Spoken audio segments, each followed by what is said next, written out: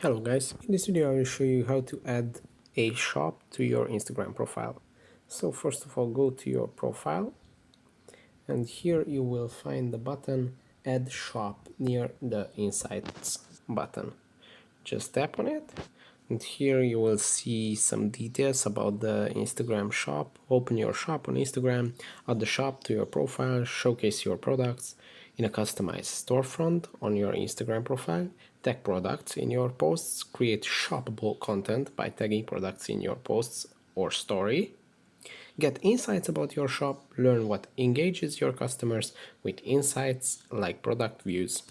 So you just tap on the get started, connect your Facebook account, and then you can set up your Instagram shop.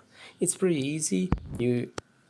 You're gonna need to have a Facebook account, a Facebook page, not just a personal profile, but a page where you will set up the shop first.